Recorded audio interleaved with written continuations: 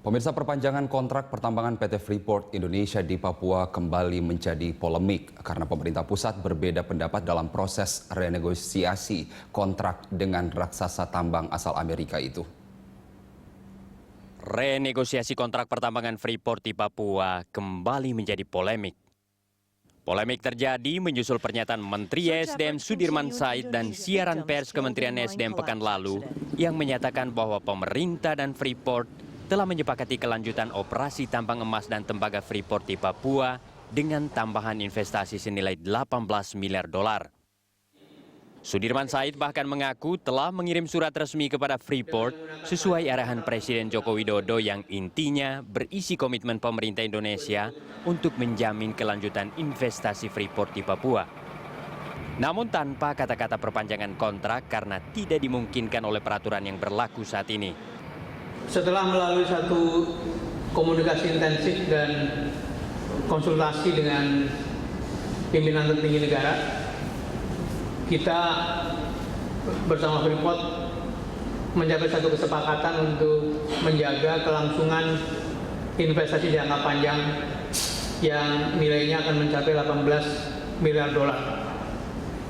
Investasi ini akan disiapkan dan mulai dieksekusi dengan menggunakan payung kontrak yang masih berlaku sampai dengan 2021. Pernyataan Menteri ESDM itu langsung memantik kritik pedas Menko Maritim dan Sumber Daya Rizal Ramli.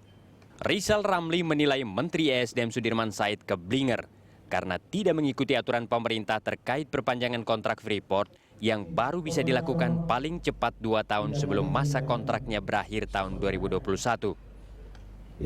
Menurut Rizal Ramli, kontrak Freeport tidak layak diperpanjang karena membiarkan limbahnya merusak lingkungan dan masyarakat sekitar tambang dan membayar royalti sangat rendah kepada pemerintah Indonesia.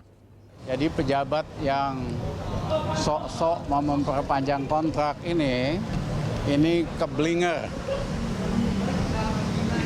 Kenapa? Karena kita masih banyak hal Freeport yang tidak penuhi.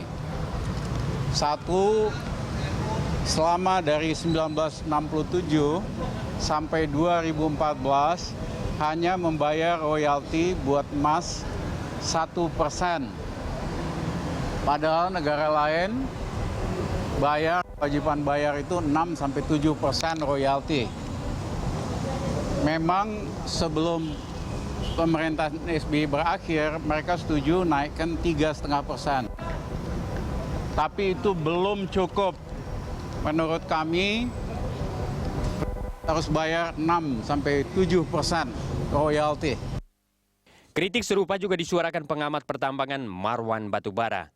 Menurut Marwan, banyak persoalan yang harus diperjelas sebelum pemerintah memperpanjang kontrak Freeport karena menyangkut kedaulatan negara atas kekayaan alamnya. Di sini saya kira kita tetap saja berharap supaya aspek legal kedaulatan negara itu harus menjadi panglima. Itu menjadi dasar kita bersikap. Bahwa nanti ada perpanjangan itu harus ada sesuatu yang disepakati yang lebih dari sekedar yang sekarang.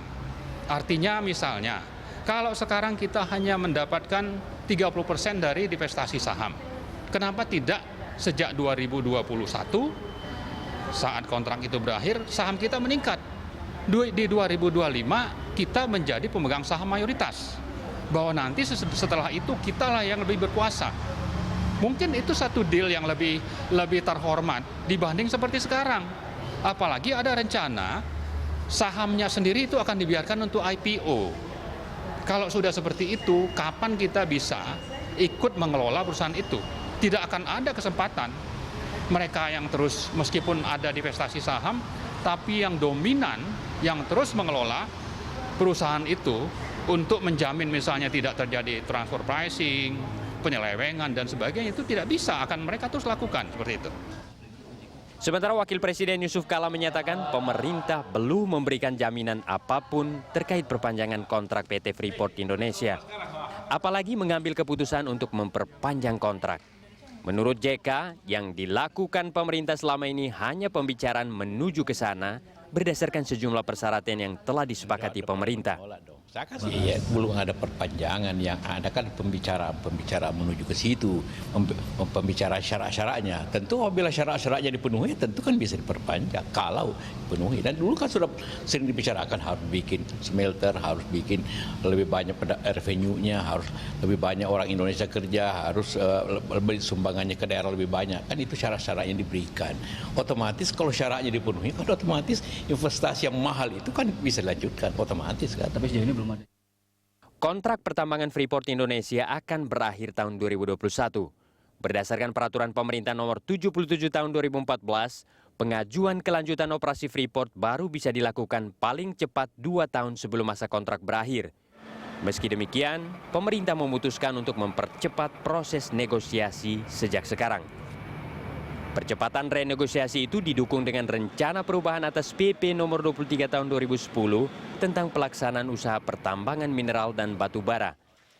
Dalam belit perubahan ini, rencananya permohonan perpanjangan kontrak dapat dilakukan paling cepat 10 tahun dan paling lambat 2 tahun sebelum kontrak lama berakhir. Tim Liputan, Berita 1, Jakarta.